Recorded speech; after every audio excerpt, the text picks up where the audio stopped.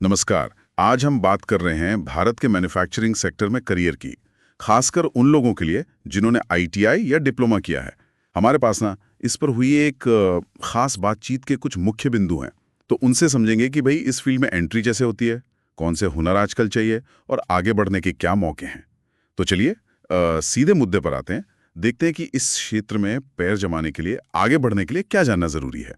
तो सबसे पहले ये आईटीआई या डिप्लोमा करने के बाद मैन्युफैक्चरिंग में पहला कदम वो कैसे रखा जाए? देखिए, मैन्युफैक्चरिंग सेक्टर में एंट्री के रास्ते ना काफ़ी हद तक तय हैं। ज़्यादातर शुरुआत होती है अप्रेंटिसशिप प्रोग्राम से।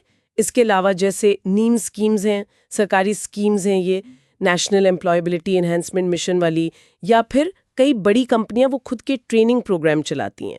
आजकल आप देखेंगे ज़्यादातर बड़ी फैक्ट्रियां हैं, ऑटोमोबाइल हो, इलेक्ट्रॉनिक्स, इंजीनियरिंग, वो अप्रेंटिस रखती हैं। और आईटीआई डिप्लोमा की खास बात यही है कि ये प्रैक्टिकल स्किल्स देते हैं, मतलब हैंड्स ऑन, जो सीधे शॉप फ्लोर पर, आप समझिए फैक्ट्री में जहाँ काम होता है वहाँ बहुत काम आते हैं। अच्छा, तो ये तो हुई एंट्री की बात, लेकिन आजकल इंडस्ट्री में मांग किन स्किल्स की ज़्यादा है?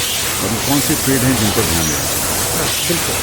देखिए, कुछ पारंपरिक ट्रेड्स तो हैं जो हमेशा ही डिमांड पे रहते हैं, जैसे फिटर है, electrician, Turner, welder, CNC machine operator, maintenance technician. इनकी ज़रूरत तो हमेशा रहेगी। पर अब ना एक नई चीज़ जो बहुत तेज़ी से ज़रूरी हो गई है, वो है बेसिक डिजिटल जानकारी। डिजिटल जानकारी मतलब कंप्यूटर वगैरह? हाँ, मतलब थोड़ा बहुत कंप्यूटर चलाना आना चाहिए, एक्सेल शीट समझना, मशीन से जो रिपोर्ट्स निकलती हैं उन्हें पढ़ पाना, और अगर किसी को पीएलसी की बेसिक समझ है, प्रोग्रामेबल लॉजिक कंट्रोलर, जो मशीनों को ऑटोमेट करने में काम आता है, तो वो समझिए बाकियों से थोड़ा आगे निकल जाता है। ये छोटी छोटी डिजिटल स्किल्स हैं, पर अब ये बड़ा फर्क डाल रही हैं। हाँ, ये तो है। अच्छा, एक सवाल जो बहुत से युवाओं के मन में रहता है, आईटीआई करें या डिप्लोमा, क्या इससे करियर के रास्ते बहुत अलग हो जाते हैं? कभी कभी लगता है कि डिप्लोमा वालों को शायद थोड़ी जल्दी तरक्की मिल जाती है। ये सवाल तो बहुत आता है। देखिए, आईटीआई अक्सर 10वीं के बाद होता है ना, और इसमें हैंड्स ऑन स्किल पर ज्यादा जोर रहता है। डिप्लोमा थोड़ा ज्यादा टेक्निकल है, थ्योरी भी ज्यादा होती है, 3 साल का कोर्स है। तो शुरुआत में रोल्स थोड़े अलग हो सकते हैं।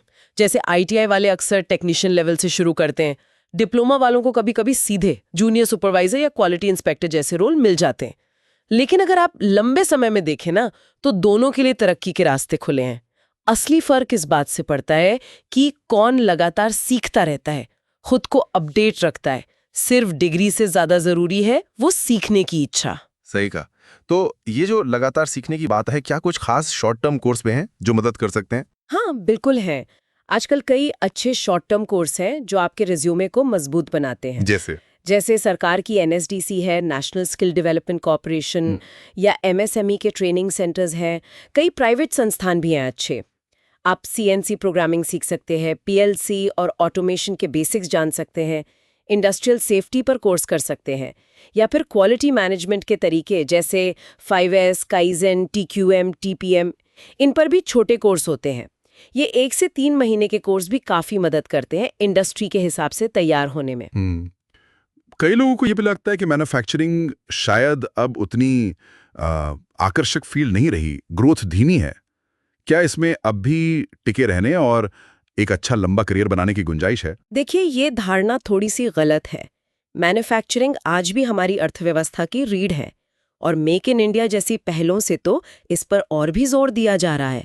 हाँ, ये सच है कि इंडस्ट्री बदल रही है, ऑटोमेशन आ रहा है, डिजिटल तकनीक आ रही है, लेकिन जो लोग डिसिप्लिन में रहकर काम करते हैं और नई चीजें सीखने को तैयार हैं, उनके लिए मौके कम नहीं हुए हैं, बल्कि बढ़े हैं।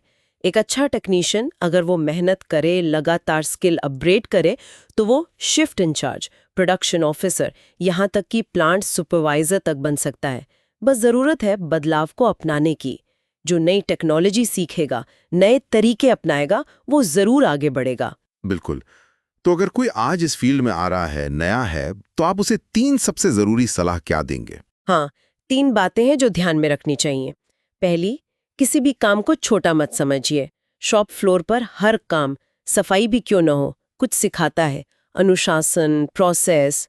दूसरी, अपना जो शुरू का ट्रेनिंग पीरियड है, अप्रेंटिसशिप हो या ट्रेनीशिप, उसे बहुत गंभीरता से लीजिए। वही नींव है आपके करियर की। और तीसरी, सबसे ज़रूरी, खुद को लगातार अपडेट करते रहें। हर 6 महीने, साल भर में कोई नया स्किल सीखिए। ऑनलाइन, किताबों से, कैसे भी सीखना बंद मत कीजिए। और एक बात मैं और कहना चाहूँगी, कॉलेज की पढ़ाई ठीक है, अपनी जगह है, लेकिन असली सीख तो तब शुरू होती है जब आप फैक्ट्री में काम करना शुरू करते हैं। फैक्ट्री का फ्लोर ही सबसे बड़ा स्कूल है। जितना आप काम में घुसेंगे, सवाल पूछेंगे, उतना सीखेंगे। और हाँ, सिर्फ टेक्निकल स्किल से काम नहीं चलेगा। टाइम मैनेजमेंट, अपनी बात कहना, टीम में काम करना, ये सॉफ्ट स्किल्स भी उतने ही ज़रूरी हैं। बहुत बढ़िया। तो मतलब कुल मिलाकर बात यह है कि मैन्युफैक्चरिंग आज भी एक मजबूत करियर ऑप्शन है, जिसमें लगातार सीखने और इंडस्ट्री के साथ चलने वालों के लिए अच्छे मौके हैं। शुरुआत अप्रेंटिसशिप या ट्रेनिंग से होती है, कुछ खास स्किल्स की डिमांड है, और ITI हो या डिप्लोमा, मेहनत और लगन से आगे बढ़ा जा सकता है। और सबसे अहम, असली लर्निंग तो जॉब पर ही शुरू होती है। बिल्कुल। और आखिर में एक ही बात कहूंगी, अपने काम की इज्जत कीजिए। इंडस्ट्री और आपके साथी वो आपकी इज्जत जरूर करेंगे। सही कहा। और अब जाते जाते एक सवाल हम सोचने के लिए छोड़ जाते हैं। टेक्नोलॉजी जिस तेजी से बदल रही है, उसे देखते हुए अगले 2 सालों में वो कौन सी एक डिजिटल स्किल हो सकती है जो मैन्युफैक्चरिंग फ्लोर पर काम करने वाले हर व्यक्ति के लिए लगभग जरूरी बन जाएगी? सोचिएगा जरूर।